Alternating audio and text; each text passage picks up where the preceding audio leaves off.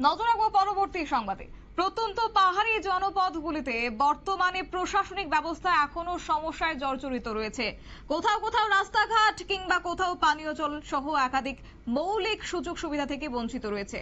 Sonamura IPFT তেলিয়ামুড়ার division কমিটির উদ্যোগে মুঙ্গিয়াকামি ব্লকের নোনাছড়া এডিসি ভিলেজের কর্ণরামপাড়া এলাকায় এমনই ছবি ধরা পড়েছে এবং একটি জানা গেছে যে ডান বাম রাম কোন প্রশাসনিক ব্যবস্থাতেই মৌলিক অধিকারের সুযোগ সুবিধা পায়নি এই পরিবার এবং এমনই এক তথ্যচিত্রের কথা জানিয়েছেন আইপিএফটি দলের নেতৃত্বরা। শনিবার তেলিয়ামুড়া মহকুমার মুঙ্গিয়াকামি ব্লকের অধীন নোনাছড়া এডিসি ভিলেজের কর্ণরাম পাড়ায় প্রত্যন্ত এলাকার বসবাসকারী মানুষজনদের নিয়ে এক ঘরোয়া সভা অনুষ্ঠিত হয়েছে।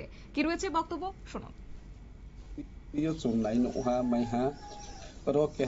একদম দুর্গম এলাকা ও দুর্গম এলাকার মেন সমস্যা কারেন্ট ফক্রই তুই কিন্তু তুই তো নীলা সাই রিয়া ইমা হিয়ে হেফাত বেমো কিন্তু তাও জরা আবো কোন সাকসেস উইয়া কোন কেরনিতা পুরাও তুই মা নুইয়া কারেন্ট মাই আকুবে বিপদ গাই দমনো সুনাই ফাইয়ে নহা আবো নিমসিদিনো চুং তিনি চিনির সভা খেমো বুড়া সভা নিমসিদিও চুংবড়।